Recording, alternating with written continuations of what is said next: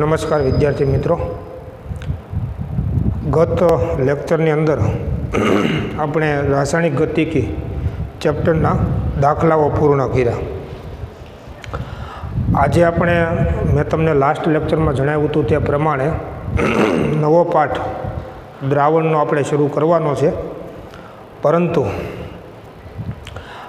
ફરી વખત આજના આ લેક્ચરની અંદર દ્રાવણનો પાઠ આપણે શરૂ કરીએ તે પહેલાં થોડાક JEE અને નીટ લેવલના જે MCQ પ્રશ્નો હોય છે જે આપણે આજે સોલ્વ કરવાના છે, અને એવા પ્રકારના કેટલાક દાખલાઓ કે પ્રશ્નો હું તમને હોમવર્કમાં સોલ્યુશન સહિત પણ આપીશ. પણ એ પહેલાં થોડાક આ સ્વરૂપના પ્રશ્નો આપણે અહીંયા આગળ સોલ્વ કરીએ આ પાઠમાંથી. એટલે આ એક લેક્ચરની અંદર આપણે આ સોલ્યુશન કરીશું, અને તમને હું હોમવર્કની અંદર પણ આવા કેટલાક પ્રશ્નો અને દાખલાઓ જે JEE અને નીટ લેવલના હોય છે એ સોલ્યુશન માટે પણ આપીશ. તો સૌપ્રથમ પહેલો એક પ્રશ્ન છે, તમે રકમ ધ્યાનથી સાંભળજો, કેમ કે બોર્ડ ઉપર જો હું લખીશ તો પાછો ઘણો બધો સમય બગડશે. એટલે હું ડેટા લખું છું અને તમે સાંભળજો કે શરૂઆતની સાંદ્રતાઓ 0.1 મોલ પ્રતિ લિટર અને 0.5 મોલ પ્રતિ લિટર એ અનુક્રમે આપેલ પ્રક્રિયાનો અર્ધાયુષ્ય 200 સેકન્ડ અને 40 સેકન્ડ હોય તો પ્રક્રિયા ક્રમ શોધો. હવે આ એવું કહેવા માગે છે કે અહીંયા આગળ તમને બે જુદી જુદી સાંદ્રતાઓ આપેલી છે, અને પ્રશ્નની અંદર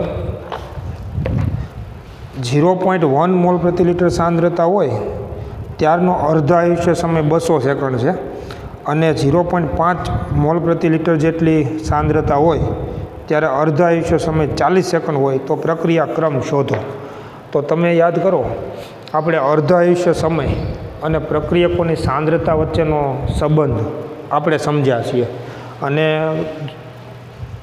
અહીંયા આપે જે પ્રશ્નમાં જે રજૂ કર્યું છે એ પ્રમાણે જો હું સૌ પ્રથમ ડેટા લખી દઉં તો અત્યારે આપણે આ JEE અને નીટના જે પ્રશ્નો સોલ્વ કરીએ છીએ એની અંદર પહેલો પ્રશ્ન કે પ્રક્રિયકની સાંદ્રતા R1 બરાબર 0.1 મોલ પ્રતિ લિટર અને R2 બરાબર 0.5 મોલ પ્રતિ લિટર છે.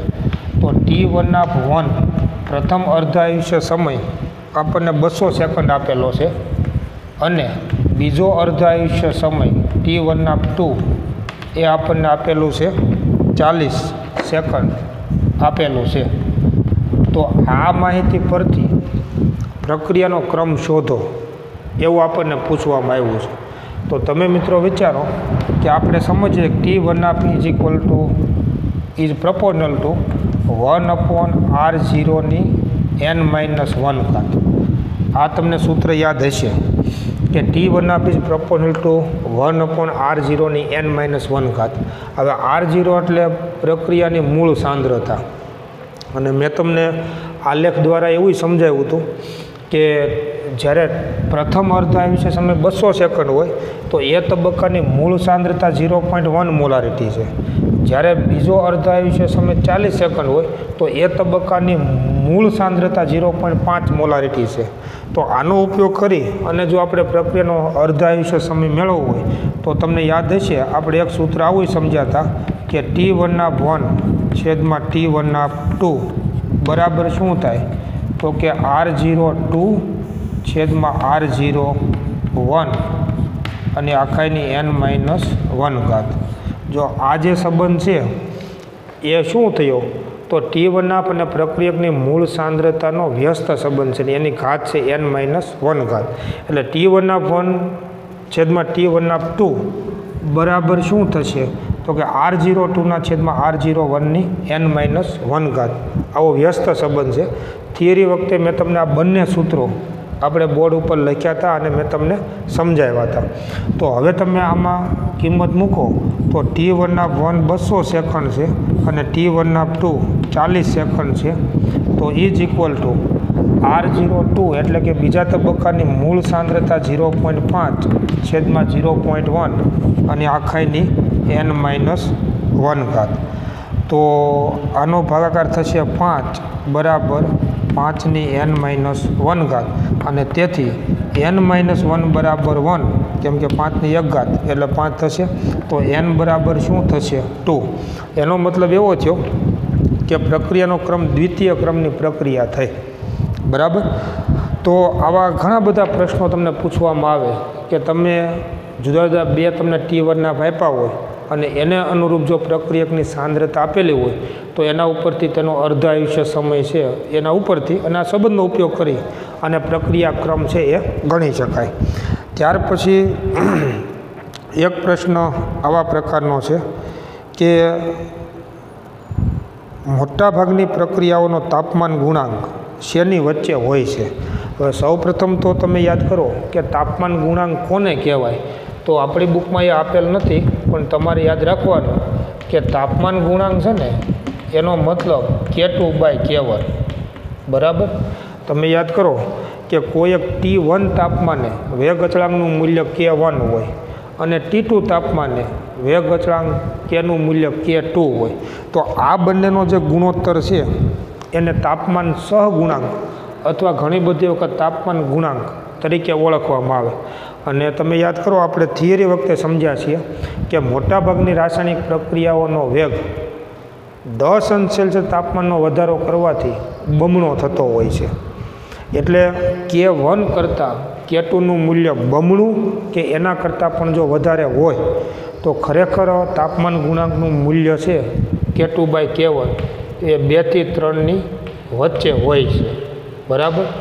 કોઈ પણ રાસાયણિક પ્રક્રિયા માટે K1 અને K2 એટલે કે K2/K1 તમે લો એને એનો તાપમાન ગુણાંક કહેવાય અને એનું મૂલ્ય હંમેશા કેટલું હોય તો કે 2 થી 3ની વચ્ચે હોય. કારણ કે K1 કરતાં K2નું મૂલ્ય બમણું કે બમણા કરતાં વધારે હોય.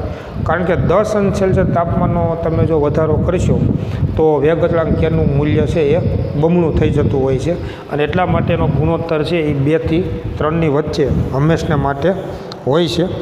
તો એક આ પ્રશ્ન છે, જો પ્રક્રિયાનું તાપમાન એક મિનિટ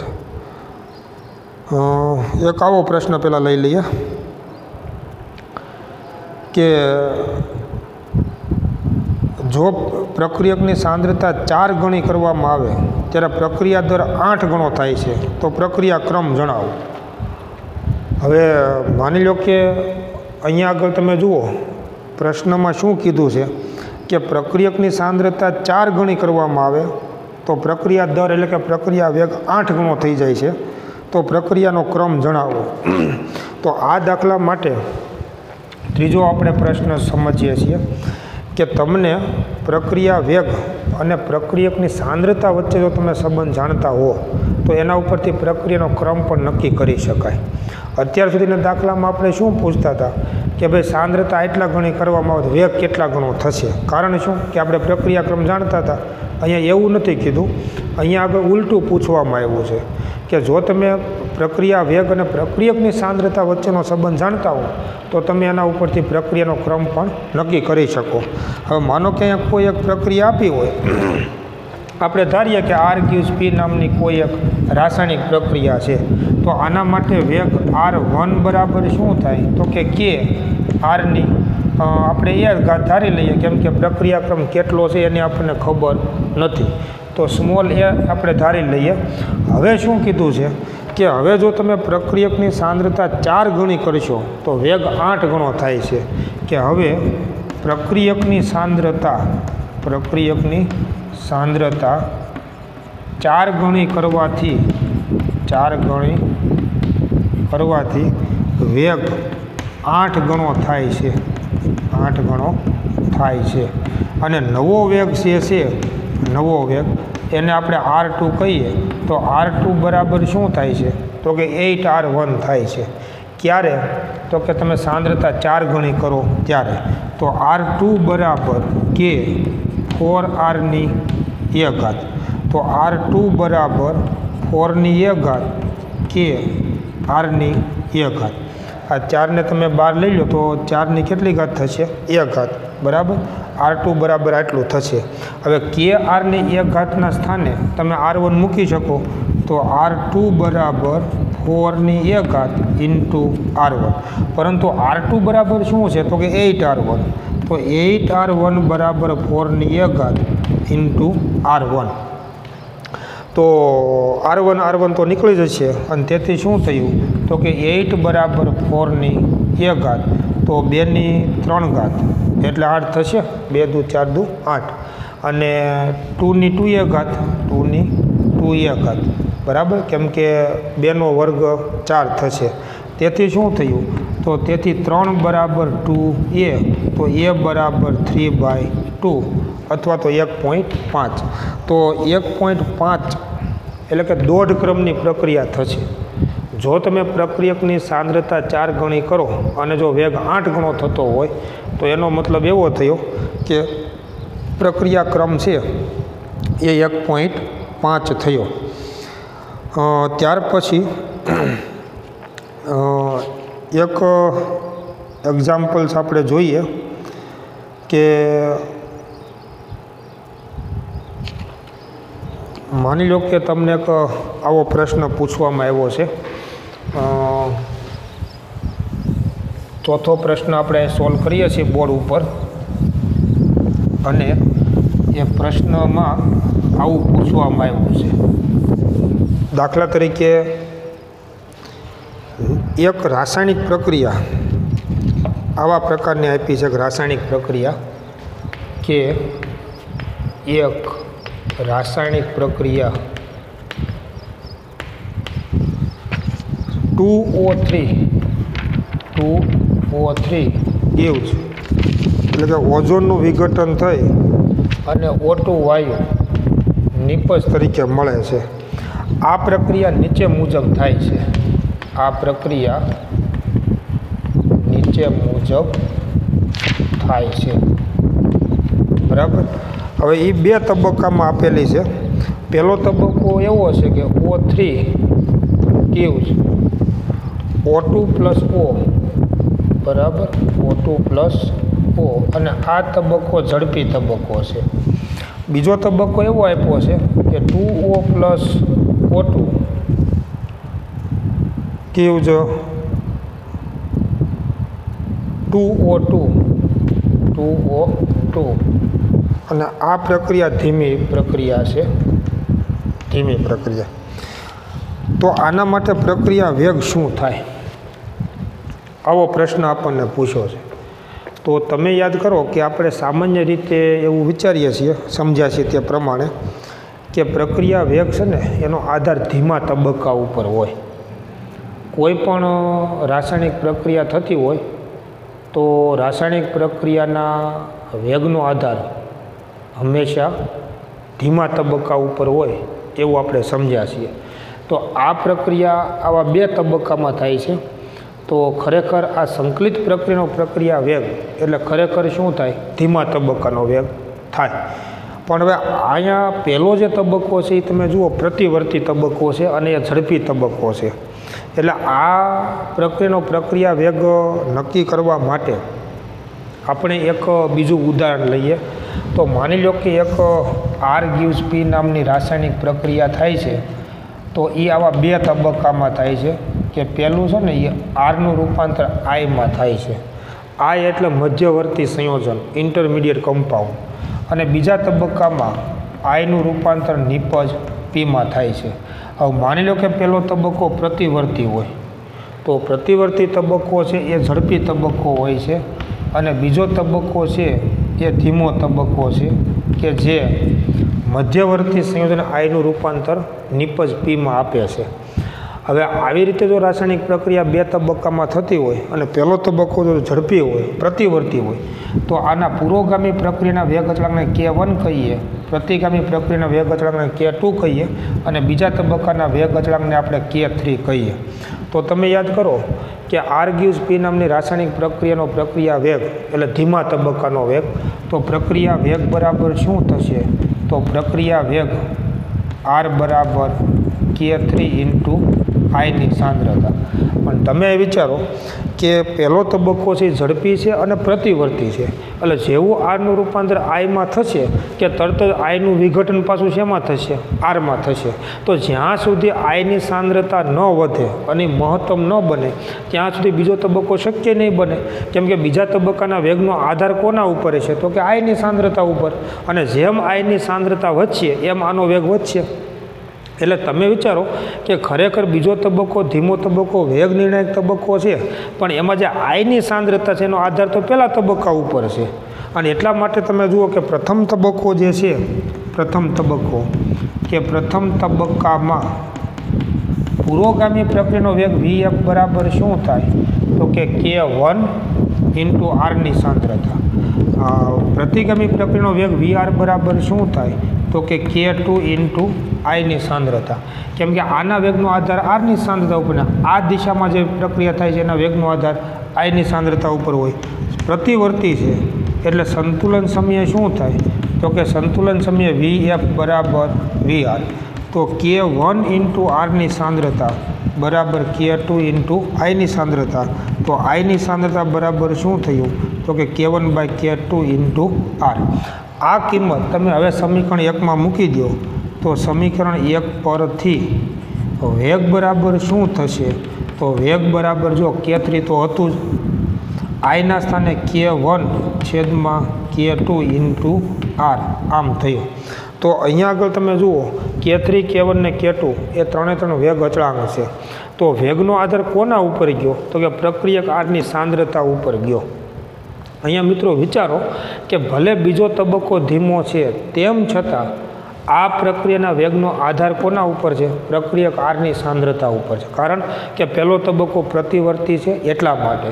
જો તમે આરની સાંદ્રતા જેમ વધુ રાખશો એમ પ્રક્રિયા લસેટલના સિદ્ધાંત પ્રમાણે વધુ પુરોગામી દિશામાં થશે, અને જો વધુ પુરોગામી દિશામાં થાય તો આઈની સાંદ્રતા વધે, મહત્તમ બને, અને પછી એનું વિઘટન થઈ અને નિપજ પીમાં તેનું રૂપાંતરણ થશે. એટલે જો આવા પ્રકારની કોઈ રાસાયણિક પ્રક્રિયાની ક્રિયાવિધિ હોય કે જેમાં પ્રક્રિયા બે તબક્કામાં થતી હોય, પરંતુ પ્રથમ તબક્કો જો પ્રતિવર્તી હોય તો પ્રક્રિયાના વેગનો આધાર પ્રથમ તબક્કામાં રહેલા પ્રક્રિયકની સાંદ્રતા ઉપર જતો રહે છે. એટલે જો તમારે વધુ નિપજ જો આમાં મેળવવી હોય તો આમાં પણ પ્રક્રિયક આરની સાંદ્રતા વધુ રાખવી જોઈએ, ભલે બીજો તબક્કો ધીમો હોવા છતાં. કેમ કે બીજો તબક્કો ધીમો છે એનું કારણ શું છે? એનું કારણ જ પહેલો તબક્કો પ્રતિવર્તી છે ને, એ જ એનું કારણ છે. અને એટલા માટે પ્રક્રિયા વેગનો આધાર છે એ પ્રક્રિયક આરની સાંદ્રતા ઉપર રહેશે. તો એવી રીતે તમે અહીંયા આગળ તમે વિચારો તો અત્યારે આ ધીમો તબક્કો છે તો પ્રક્રિયા વેગ બરાબર શું થાય? તો કે પ્રક્રિયા વેગ એટલે આને આપણે K1 કહીએ, આના વેગ અચળાંકને K2 કહીએ અને આના વેગ અચળાંકને K3 કહીએ. તો પ્રક્રિયા વેગ R બરાબર K3 ઓક્સિજનની સાંદ્રતાની 2 ઘાત અને O2ની સાંદ્રતાની 1 ઘાત થશે. પરંતુ તબક્કો 1 જે છે, તબક્કો 1માં Vf બરાબર શું થશે? તો કે K1 અને ઓઝોનની સાંદ્રતા. Vr બરાબર શું થશે? K2 O2ની સાંદ્રતા ઇન્ટુ ઓક્સિજનની સાંદ્રતા આમ થશે. બરાબર, આ બેની સાંદ્રતાનો ઘાતાંક 1 1. સંતુલન સમયે Vf બરાબર શું થશે? Vr. તો K1 ઓઝોનની સાંદ્રતા બરાબર K2 O2ની સાંદ્રતા ઇન્ટુ ઓક્સિજનની સાંદ્રતા. હવે જે પ્રક્રિયા વેગ જે છે એમાં ઓક્સિજનની સાંદ્રતા અને O2ની સાંદ્રતા આ બંને ઉપર વેગનો આધાર છે. તો પ્રક્રિયા વેગ જે છે એમાં ખરેખર ઓક્સિજન છે ને મધ્યવર્તી થયું. તમે જુઓ આ જે ઓક્સિજન છે એ મધ્યવર્તી છે. સંકલિત પ્રક્રિયામાં ઓઝોનનું રૂપાંતર શેમાં થાય છે? ઓક્સિજનમાં. તો ઓક્સિજન જે ખરેખર તમને ખ્યાલ હોય તો આને નવજાત ઓક્સિજન કહેવાય. તો નવજાત ઓક્સિજન છે ને એ મધ્યવર્તી છે આ પ્રક્રિયાનો, જેમ આમાં આપણે આઈ કહીએ છીએ તે પ્રમાણે. તો આમાં તમે ઓક્સિજનને સૂત્રનો કરતા બનાવો તો ઓક્સિજનની સાંદ્રતા બરાબર શું થાય? K1 છેદમાં K2 ઓઝોનની સાંદ્રતા છેદમાં O2ની સાંદ્રતા. હવે આ કિંમત છે ને એ સમીકરણ 1ની અંદર તમે મૂકી દો તો સમીકરણ 1 પરથી શું કહી શકાય કે સમીકરણ 1 પરથી વેગ બરાબર શું થશે તો જો એમાં k3 તો હતો જ, અહીંયા k1 છેદમાં k2. જો આપણે શું કરીએ છીએ તો કે ઓક્સિજનના સ્થાને આપણે આ મૂકીએ છીએ, તમે જોઈ જુઓ તો ઓક્સિજનનો વર્ગ છે એટલે આ બેનું આમ તો વર્ગ જ આવશે ને, એમ k1નો વર્ગ છેદમાં k2નો વર્ગ, ઓઝોનનો વર્ગ આવશે O3નો વર્ગ છેદમાં O2નો વર્ગ આવશે, O2ની સાંદ્રતાનો વર્ગ. આ આપણે આના સ્થાને મૂક્યું અને O2ની 1 ઘાત એ તો એમને હતી જ, O2ની 1 ઘાત. તો તમે જુઓ આ બધું અચળાંક છે અને આનો ગુણાકાર ગુણોત્તર છે એ અચળ થઈ જાય, બરાબર. તો વેગ બરાબર શું થયું તો વેગ બરાબર જો આ બધા અચળાંકનો ગુણાકાર ગુણોત્તર છે એને તમે k0 કહી દો, આનું તમે સાદુરૂપ આપો તો ઓઝોનની 2 ઘાત, ઓઝોનની 2 ઘાત અને O2ની અંશમાં 1 ઘાત છે અને છેદમાં 2 ઘાત છે તો O2ની -1 ઘાત થશે, O2ની -1 ઘાત. તો આવા પ્રકારનો પ્રક્રિયા વેગ છે એનું વેગ સમીકરણ લખી શકાય અને તમે જોઈ શકશો કે કુલ પ્રક્રિયા ક્રમ છે ને એ 1 થશે. કુલ પ્રક્રિયા ક્રમ કેટલો થશે 1, કેમ કે 2 - 1 એટલે 1. તો આ પ્રકારની પ્રક્રિયામાં પ્રશ્ન જ એવો છે કે પ્રશ્ન મેં બોર્ડ ઉપર લખ્યો ને તો પ્રક્રિયા દર બરાબર શું, 4 વિકલ્પો આપ્યા છે એમાંથી આ વિકલ્પ સાચો બનશે કે પ્રક્રિયા વેગ બરાબર k0 ઓઝોનની 2 ઘાત અને O2ની -1 ઘાત. તો જેમ મેં તમને આ થિયરી સમજાવી છે એ જ પ્રમાણે આનું સોલ્યુશન આપી શકાય. અને માની લો કે આવા પ્રકારના અન્ય કોઈ પણ પ્રશ્ન હોય કે જેમાં પહેલો તબક્કો જો પ્રતિવર્તી હોય તો એનો પ્રક્રિયા દર નક્કી કેમ કરવો, તો મેં તમને જે એક આ વ્યાપક સ્વરૂપમાં થિયરી સમજાવી છે, વ્યાપક સ્વરૂપમાં એ વ્યાપક સ્વરૂપમાં જે થિયરી સમજાવી તે પ્રમાણે એનો પ્રક્રિયા દર છે એ નક્કી કરી શકાય. ત્યાર પછી એક પ્રશ્ન, માની લો કે તમે પ્રથમ ક્રમની તો આપણે પ્રક્રિયાઓ સમજ્યા છીએ, બરાબર. અને આ પ્રથમ ક્રમની પ્રક્રિયા ઉપર જે સંકલિત વેગ સમીકરણ આપણે સમજ્યા છીએ એના ઉપર આધારિત ઘણા બધા પ્રશ્નો આપણને પૂછવામાં આવ્યા છે એ તમે જાણો છો. અને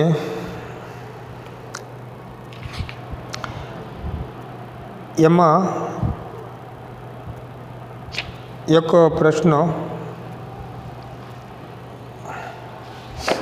હું તમને સમજાવું તો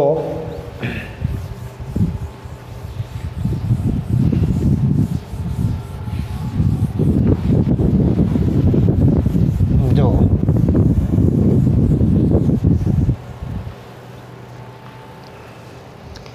ખૂબ એક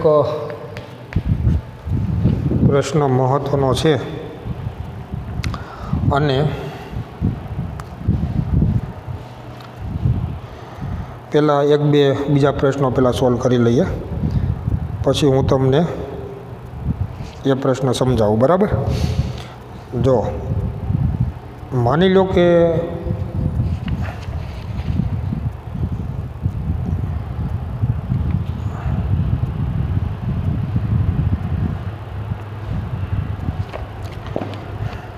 એક આવો પ્રશ્ન છે કે A gives B and C. આનો વેગ અચળાંક k1 છે અને આનો વેગ અચળાંક k2 છે. જો k1 બરાબર 4k2 હોય, જો k1 બરાબર 4k2 હોય તો 10 મિનિટ પછી C અને B ની સાંદ્રતાનો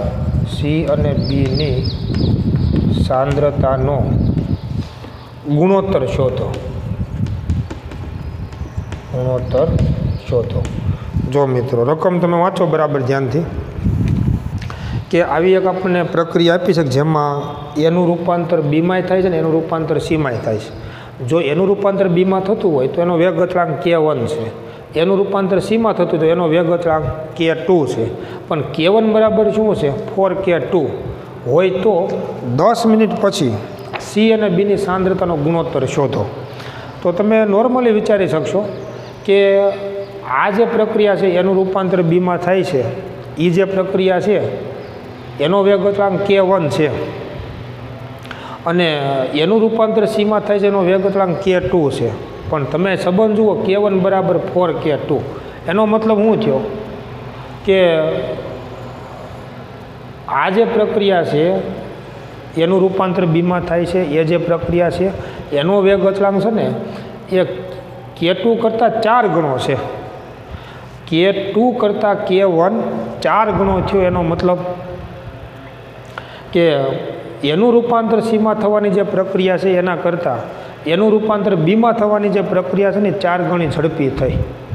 અને જો 4 ગણી ઝડપી હોય તો 10 મિનિટ પછી તમે વિચારો કે સીની સાંદ્રતા કરતાં બીની સાંદ્રતા 4 ગણી હોય. સીની સાંદ્રતા કરતાં બીની સાંદ્રતા કેટલા ગણી હોય? 4 ગણી હોય. તો અહીંયા તમને સી અને બીની સાંદ્રતાનો ગુણોત્તર તમને પૂછવામાં આવ્યો છે, તો સી અને બીની સાંદ્રતાનો ગુણોત્તર કે સીની સાંદ્રતા છેદમાં બીની સાંદ્રતા બરાબર શું થાય? 1/4. બહુ સીધી વાત થઈ ગઈ. ખ્યાલ આવ્યો કે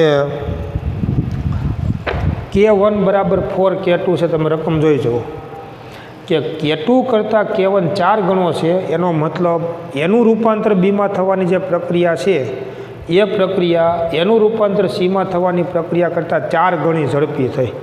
કેમ કે વેગ અચળાંક જો 4 ગણો હોય તો વેગ 4 ગણો હોય, તો એક સરખા સમયમાં જેટલી સીની સાંદ્રતા મળશે એના કરતાં બીની સાંદ્રતા આપણને 4 ગણી મળે. તો સીની સાંદ્રતા અને બીની સાંદ્રતાનો ગુણોત્તર કેટલો થશે? તો કે 1/4 જેટલો. બરાબર.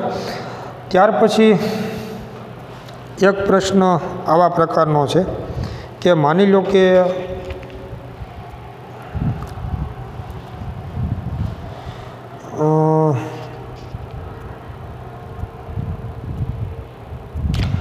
એક રાસાયણિક પ્રક્રિયાનો વેગ 10°C વધારા સાથે બમણો થાય છે.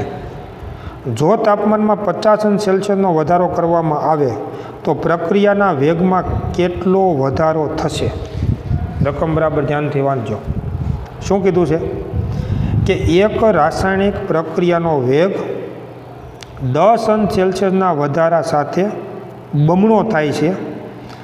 જો તાપમાનમાં 50°C વધારો કરવામાં આવે તો પ્રક્રિયાના વેગમાં કેટલો વધારો થશે? એટલે એવું સમજી શકાય કે માની લો કે કોઈ એક T1 તાપમાને વેગ જે છે વેગ એને આપણે R1 કહીએ. હવે જો તમે 10°C વધારો કરશો તો વેગ બમણો થાય છે એવું કીધું છે.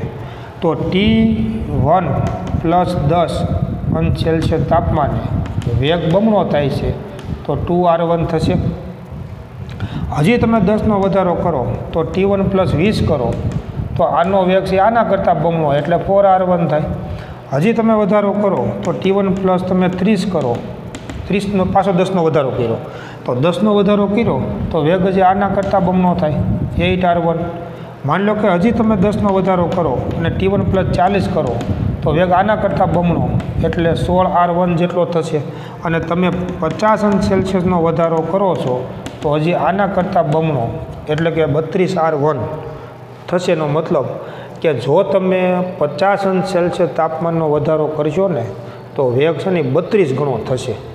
એટલે તમને ખ્યાલ આવવો જોઈએ કે ખરેખર તમે તાપમાનમાં 50°C વધારો કરો છો, જે છે એના કરતાં 50°C વધારો કરો છો તો વેગ છે 32 ગણો થાય છે. એનો મતલબ તમે 2⁵ કરો. જો તમે આમ તો શું થયું કે માની લો કે શરૂઆતનું તાપમાન 10°C હોય, આ 10°C હોય ત્યારના વેગને તમે R1 કહો. હવે 10માંથી તમારે 50 કરવાનું તો તમે 10, 20, 30, 40 ને 50 એટલે તમે જે તાપમાન હતું ને એનું તમે 5 ગણું કર્યું. તમે વિચારો એટલે 2⁵ કરશો એટલે તમને જવાબ કેટલો મળશે? 32 મળશે.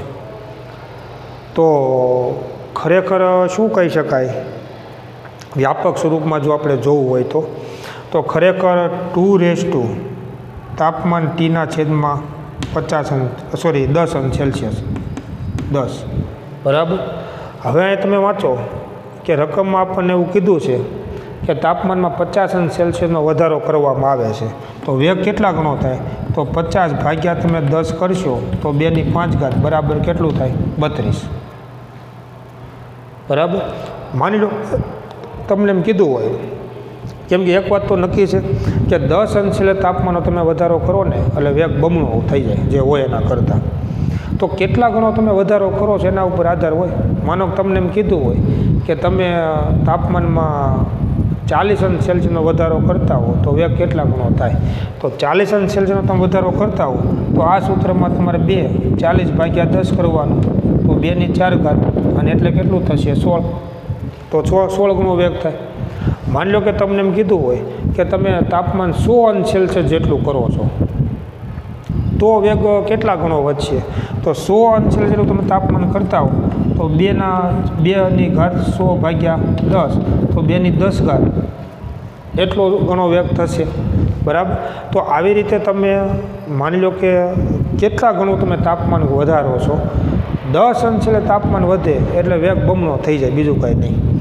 તો એનાથી તમે કેટલા ગણું તમે તાપમાન વધારો છો એ પ્રમાણે તમને વેગ છે એ મળશે અને આવી રીતે એના જવાબોની ગણતરી છે એ આપણે કરી શકીએ. ત્યાર પછી માની લો કે એક પ્રશ્ન છે કે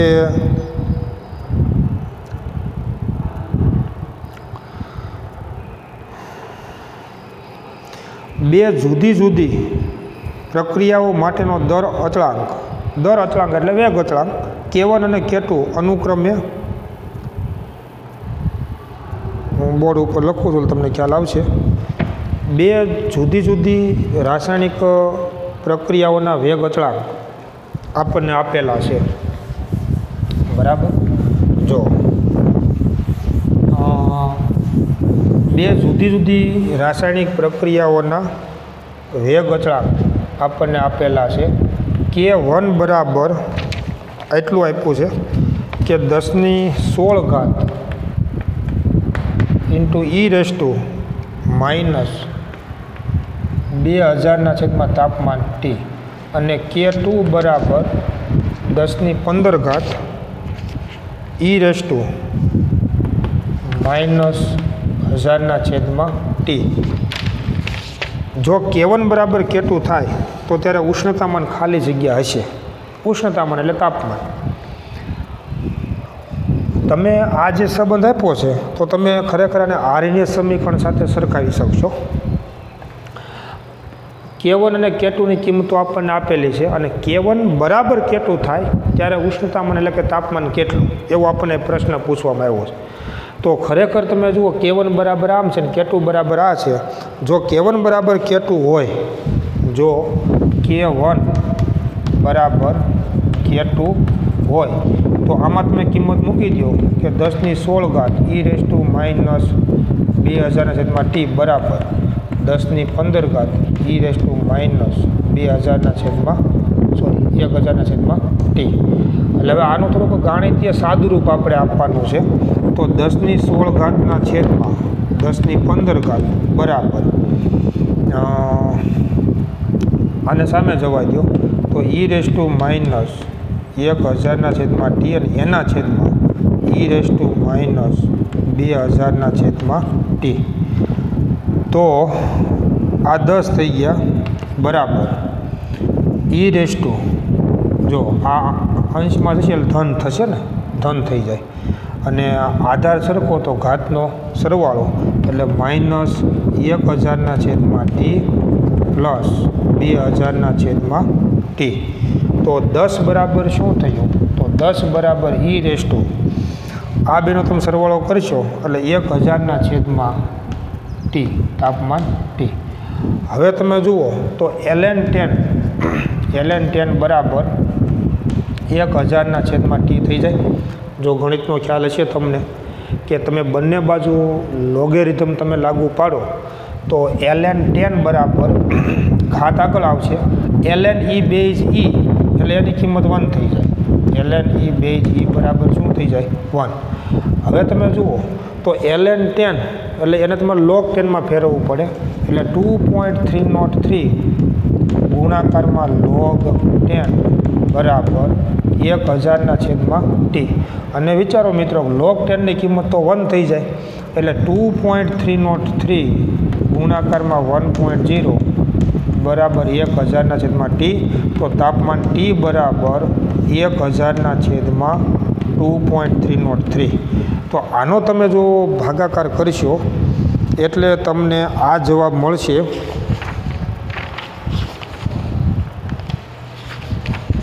આ જવાબ તમને મળશે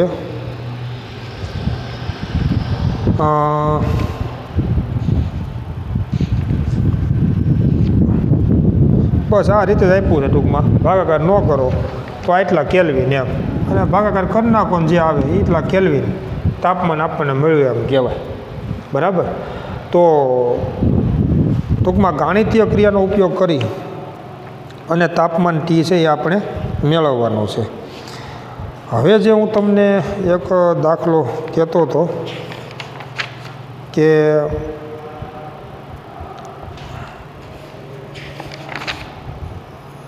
બરાબર જો માની લો કે આપણે પ્રથમ ક્રમની જે પ્રક્રિયાઓ સમજ્યા ફર્સ્ટ ઓર્ડર રિએક્શન તો પ્રથમ ક્રમની પ્રક્રિયાનું સંકલિત વેગ સમીકરણ શું હતું યાદ કરો બરાબર તો જો તમે યાદ કરો કે પ્રથમ ક્રમની પ્રક્રિયા માટે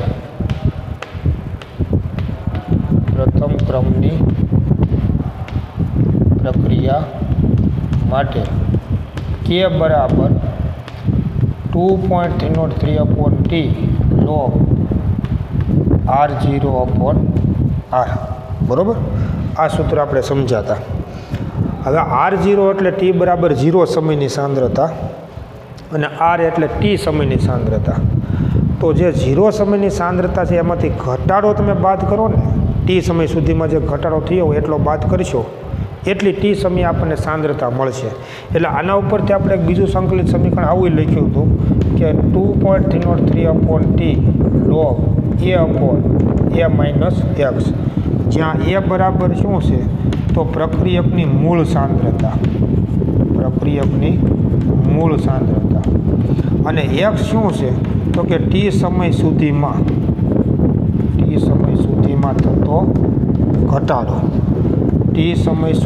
થતો ઘટાડો એટલે x તો આ સૂત્રમાં તમે કિંમત મૂકો ને એટલે આપણને કોઈ પણ સમય મળે પ્રથમ તમે જુઓ કે હવે t1 આપણે જો મેળવવું હોય કે t બરાબર t1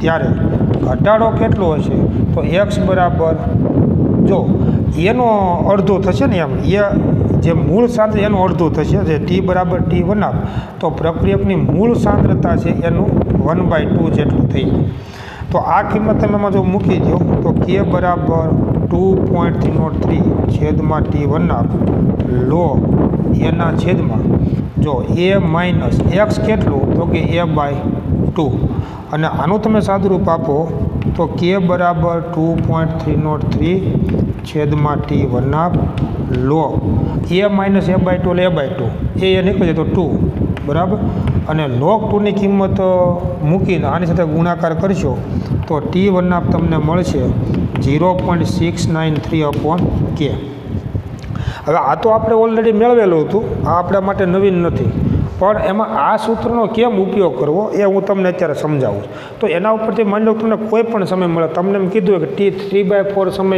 મેળવો કે t બરાબર t3/4 હવે તમે t1 કોને કહો સાંદ્રતા અડધી થઈ જાય 50% થઈ જાય એને આપણે t1 કહીએ છીએ તો t3/4નો મતલબ શું થાય તો કે પ્રક્રિયકની સાંદ્રતા જે હોય એની 3/4 ભાગની થઈ જાય એને t3/4 સમય કહેવાય તો t બરાબર t3/4 સમય ત્યારે x બરાબર શું થાય તો કે a ગુણાકારમાં 3/4 જેટલી થઈ જાય આટલો જ્યારે સમય પસાર થાય ત્યારે પ્રક્રિયકની મૂળ સાંદ્રતામાં ઘટાડો કેટલો થાય તો કે જે મૂળ સાંદ્રતા હોય એની 3/4 ભાગ જેટલો ઘટાડો થાય તો k બરાબર 2.303/t3/4 log એના છેદમાં a માઇનસ 3a/4 તો k બરાબર 2.303 છેદમાં t3/4 log જો આનું તમે સાદુરૂપ આપજો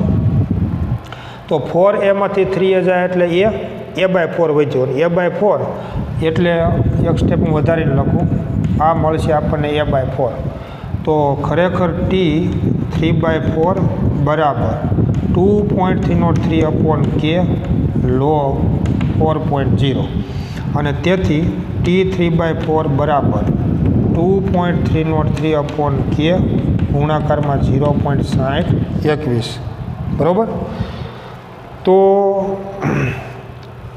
આનો તમે બેનો જો ગુણાકાર કરી નાખશો એટલે માની લો કે તમે 2.303 ગુણાકારમાં 0.6021 એટલે આ જવાબ આપણને મળશે 1.3866 1.3866 ભાગ્યા કે આટલું આપણને મળે છે તો તમે અહીંયા મિત્રો વિચારો કે આ પ્રકારના કોઈ પણ સમય જો તમારે મેળવવો હોય તો આપણને મળશે માની લો કે તમને t 7/8 કીધું બરાબર કે જ્યારે t બરાબર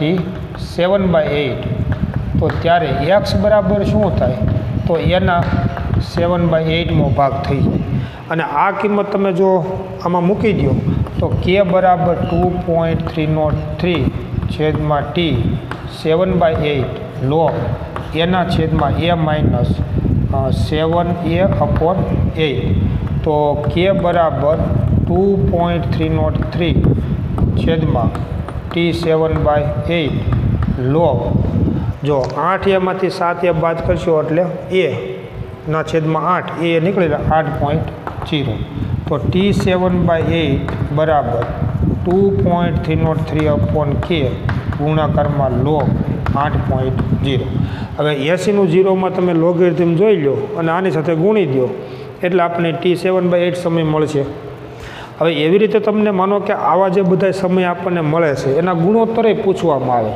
માની લો કે તમને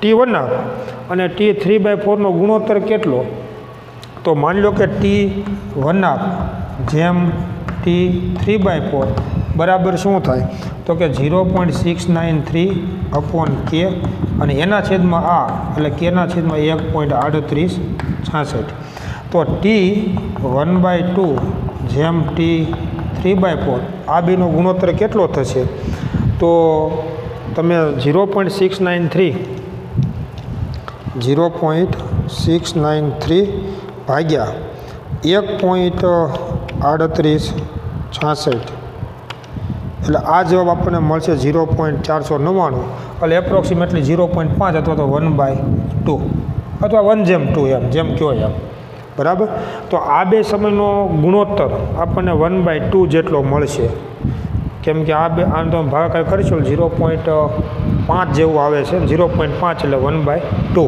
હવે એમ માની લો કે તમને આ સમયનો ગુણોત્તર પૂછવામાં આવે માની લો કે અત્યારે આપણે t1/2 મેળવવું છે તો t1/4 કેટલું એવું પૂછવામાં આવે બરાબર તો આવી રીતે 1/4 કીધું હોય તો અહીંયા શું થાય એની 1/4 જેટલો ભાગ થઈ જાય તો આવા પ્રકારના કોઈ પણ સમય જો આપણે મેળવવાના હોય તો એના માટે આ સંબંધનો ખાસ ઉપયોગ કરવો અને એના માટે આ સૂત્રનો ઉપયોગ કરી અને આવા કોઈ પણ સમય છે એ મેળવી શકાય હવે માનો કે એક પ્રશ્ન એવા પ્રકારનો છે કે તમને માની લો કે તમને એમ કીધું હોય કે જો પ્રક્રિયા શૂન્ય ક્રમની હોય શૂન્ય ક્રમની તો શૂન્ય ક્રમની પ્રક્રિયા નો અર્ધાયુષ્ય સમય કેટલો છે આપણે જાણીએ છીએ બરાબર શૂન્ય ક્રમની પ્રક્રિયા માટે યાદ કરો બરાબર કે શૂન્ય ક્રમની પ્રક્રિયા માટે t1 R0/2k આવું આપણે સૂત્ર તાર્યું હતું બરાબર તો શૂન્ય ક્રમની પ્રક્રિયાનો અર્ધાયુષ્ય સમય આટલો છે તો આનો મતલબ શું થયો કે શૂન્યક્રમની પ્રક્રિયા 50% પૂર્ણ થવા માટે આટલો સમય લાગે છે. આનો અર્થ એવો થયો શૂન્યક્રમની પ્રક્રિયા 50% પૂર્ણ થવા માટે લાગતો સમય કેટલો તો કે R0/2K. તો 100% પ્રક્રિયા પૂર્ણ થવા માટે કેટલો સમય લાગશે તો આના કરતાં બમણો. અને એ શું કામ? કેમ કે શૂન્યક્રમની પ્રક્રિયાનો વેગ અચળ હોય એટલે બધા ક્રમની પ્રક્રિયા માટે આવું ન કહી શકાય.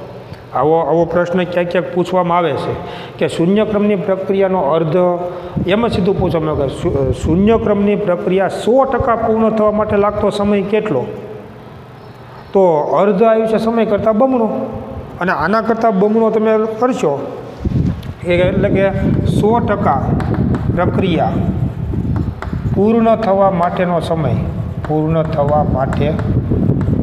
સમય કેટલો તો કે આ સમય કેટલો તો કે 2 ગુણાકારમાં T1 એટલે કે એના અર્ધ આયુષ્ય કરતાં બમણો. તો R0/2K અને બરાબર શું થાય R0/K જેટલો. તો જો પ્રક્રિયા શૂન્યક્રમની હોય તો એને 100% પૂર્ણ થવા માટે લાગતો સમય એના T1 કરતાં બમણો હોય. શું કામ? કારણ કે એનો વેગ અચળ છે એટલે. પ્રથમ ક્રમની પ્રક્રિયા માટે તમે આવું નહીં કહી શકો. માનો કે પ્રક્રિયા પ્રથમ ક્રમની હોય તો પ્રથમ ક્રમની પ્રક્રિયા માટે તમે યાદ કરો કે પ્રથમ ક્રમની પ્રક્રિયા માટે K બરાબર શું થાય તો કે 2.303/T log R0/R. આ આપણે જાણીએ છીએ. હવે આ પ્રક્રિયા 50% પૂર્ણ થવા માટેનો સમય આપણે જાણીએ છીએ કે 50% પ્રક્રિયા પૂર્ણ થવા માટેનો સમય T1 બરાબર શું છે તો કે 0.693/K. જો ખાસ મિત્રો યાદ રાખજો કે પ્રથમ ક્રમની પ્રક્રિયા 50% પૂર્ણ થવા માટેનો સમય આટલો છે પણ 100% પૂર્ણ થવા માટે સમય આના કરતાં બમણો ન થાય. કેમ કે એનો વેગ અચળ ન હોય, વેગ સતત ઘટતો જાય, પ્રક્રિયા સતત ધીમી પડતી જાય. એટલે જો તમારે આ પ્રથમ ક્રમની પ્રક્રિયા હોય એને 100% પૂર્ણ થવા માટેનો સમય તમારે જાણવો હોય તો તમે પહેલાં મને કહો કે આ જે આપણે સંકલિત વેગ સમીકરણ લખ્યું છે એ આપણે R-Q નામની પ્રક્રિયા માટે લખ્યું છે. અને આ પ્રક્રિયા 100% પૂર્ણ ક્યારે થઈ કહેવાય કે જો એમાં પ્રક્રિયકની સાંદ્રતા 0 થઈ જાય તો. જે સમયે પ્રક્રિયકની સાંદ્રતા ઘટીને 0 થઈ જાય તો એ સમયે પ્રક્રિયા 100% પૂર્ણ થઈ તેમ કહેવાય. એટલે કે 100% પ્રક્રિયા પૂર્ણ થાય 100% પ્રક્રિયા પૂર્ણ થાય ત્યારે પ્રક્રિયકની સાંદ્રતા R બરાબર 0 થઈ જાય. અને જો તમે આમાં K બરાબર કિંમત મૂકશો તો 2.303/T log R0/0 અને R0/0 તમને મળ્યું એટલે તમે વિચારો કે લોગ અનંત થઈ ગયો. શું થઈ ગયું? અનંત, ઇન્ફિનિટી. તો T બરાબર હવે અનંત સંખ્યાનો લોગ છે એ અનંત મળશે અને આની સાથે ગુણશો તો એ અનંત થઈ જાય.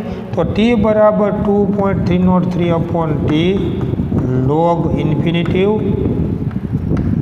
અને એટલા માટે અનંત સમય. તો આ સમય કેટલો થશે કે પ્રથમ ક્રમની પ્રક્રિયાને 100% પૂર્ણ થવા માટે લાગતો સમય કેટલો તો કે અનંત સમય.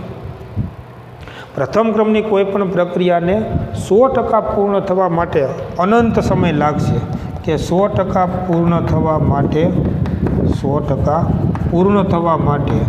અનંત સમય જોઈએ. તો માની લો કે કોઈ પ્રક્રિયા પ્રથમ ક્રમની હોય તો પ્રથમ ક્રમની પ્રક્રિયા 100% પૂર્ણ થવા માટેનો સમય અનંત સમય જોઈએ, ઇન્ફિનિટિવ સમય જોઈએ. તો શૂન્ય ક્રમની પ્રક્રિયા માટે અને પ્રથમ ક્રમની હવે આ શું પ્રથમ ક્રમની પ્રક્રિયા માટે આવું એટલા માટે કે એનો વેગ છે મેં કીધું અચળ હોતો નથી. તો પછી હવે પ્રક્રિયા દ્વિતીય ક્રમની હોય, તૃતીય ક્રમની, ગમે તે ક્રમની હોય, શૂન્ય ક્રમ સિવાયની, એ બધી જ પ્રક્રિયાઓ 100% પૂર્ણ થવા માટે લાગતો સમય કેટલો હોય તો કે અનંત સમય હોય. એની બીજી કાંઈ ગણતરી કરવાની જરૂર જ નથી. એકમાત્ર શૂન્ય ક્રમની જો પ્રક્રિયા હોય તો એને 100% પૂર્ણ થવા માટે લાગતો સમય R0/K જેટલો, અર્થાત T1 કરતાં બમણો થાય, કારણ કે એનો વેગ અચળ હોય. પણ એ સિવાયની બાકીની કોઈ પ્રક્રિયાનો વેગ અચળ નથી અને એટલા માટે એ તમામ પ્રક્રિયાઓને 100% પૂર્ણ થવા માટે લાગતો સમય અનંત સમય મળે. તમે યાદ કરો કે આપણે અત્યાર સુધીના દાખલામાં આપણને એવું પૂછવામાં આવ્યું છે કે 90% પ્રક્રિયા પૂર્ણ થવા માટે લાગતો સમય કેટલો, 99% પ્રક્રિયા પૂર્ણ થવા માટે લાગતો સમય કેટલો, એ બધા એવા પ્રશ્નો ઘણા બધા પૂછ્યા કે 80% પ્રક્રિયા પૂર્ણ થવા માટે લાગતો સમય કેટલો. તો આપણને ક્યારે એવો પ્રશ્ન થયો હોય કે તો 100% પૂર્ણ થવા માટેનો સમય કેટલો, તો એની ખબર જ ન પડે. અને ખબર ન પડે એનો મતલબ અનંત, એ સમય અનંત સમય કહેવાય. બરાબર, કારણ કે પ્રક્રિયા ધીમી જ પડતી જાય, સતત પ્રક્રિયા ધીમી પડતી જાય. હવે પ્રથમ ક્રમની પ્રક્રિયા તો ઘણી બધી હોય, તો એ બધી પ્રક્રિયાના વેગ અચળ ન હોય. બરાબર, કેટલીક પ્રક્રિયામાં ઝડપી હોય ને કેટલીક ધીમી હોય. તો માની લો કે જે ધીમી પ્રક્રિયા છે ને એનો વેગ સતત ને સતત હજી ઘટતો જાય, તો એ કેટલાય સમય પછી કદાચ પૂર્ણ થાય, એ સમય આપણે નક્કી કરી શકીએ નહીં. અને એટલા માટેનો અનંત સમય લાગશે એવું આપણે કહી શકીએ.